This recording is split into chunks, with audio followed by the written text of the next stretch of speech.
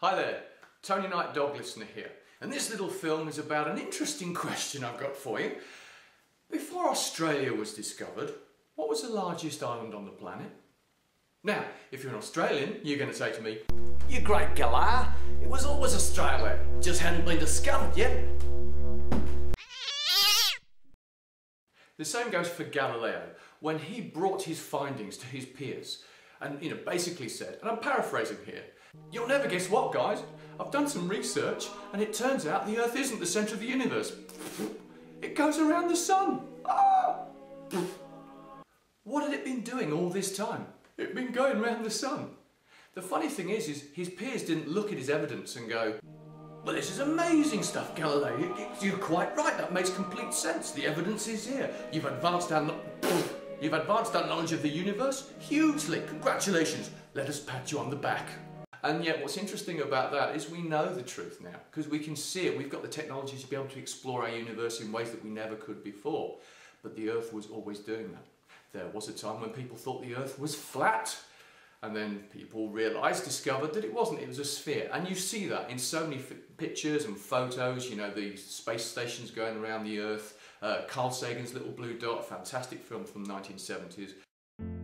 It's very difficult to take things seriously on this little blue dot, knowing that there are Kardashians.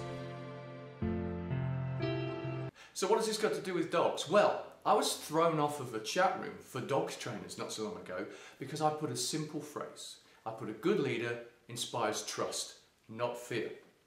And I got a message back off the forum from the president who said, "I am the president of this organisation. We do not believe in packs or hierarchy. Please do not put anything else like this on the forum, otherwise we'll throw him off." Now when I replied that was an interesting point of view, no hierarchy, no pack, and she was the president of an organisation, instead of thinking, "He's got a bloody good point," no, she threw me off. "Kill him." Dogs have been communicating among themselves for thousands and thousands and thousands and thousands and thousands of years. Keep going. Even canines, we can go back 5 million years. They've been communicating among themselves very well, and they still do. And yet our notion of what they do has changed in recent years. And what my mum did, Jan Fennell, was she actually said, "No, hang about. What do dogs actually do?" And like Galileo, did the research and found out, actually what they've been doing all this time is using their own language, their own instincts, and they believe in hierarchy and in a pack. But they believe in trust. A good leader inspires trust. Now, that isn't popular with a lot of people. They'll say to me things like, "Oh, you shouldn't talk about alphas or packs. That's so outdated. It's so 2002. When actually the dog's language is ancient. It goes way before that. The Earth spinning around the sun goes way before we realised that's what was happening. So why ignore it? But that's the thing. Some people choose to ignore it because they've got a reputation based on a lie. Galileo's peers were hardly receptive to his findings because they had status. They had a position of authority. They had hierarchy, and that was being threatened by Galileo's findings. So they hushed the whole thing up just to make sure they didn't look bad. It's an interesting point, isn't it?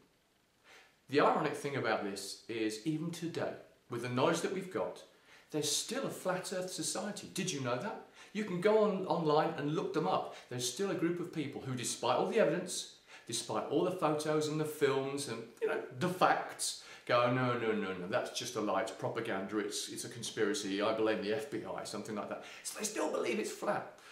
You're never going to convince the flat earth people. So as a dog listener, I don't bother with that. What I do is I help people who want a better relationship with their dogs, and I get them to start by respecting their dog for what it is. And that doesn't mean you have to treat them harshly, or badly. What you do is you respect them and you work with their nature. And if the flat earth people don't like that, tough. Australia was always the biggest island before it was discovered. The Earth always went around the sun before it was discovered. The Earth was always a spheroid before it was discovered. Dogs have always communicated among themselves in their language, using their instincts, believing in pack and hierarchy, before it was rediscovered by my mum. And I say rediscovered because human beings have the same instincts. Just ask the president of the organisation who threw me off the forum. Now, it's going to be interesting if I get some responses there from the flat earth people, but that's not what it's about. It's about the people who've got dogs, like you, who want a better life. So let's remember what they are, what they always have been, and work with it. That's all from me, signing off for now. Ta-da!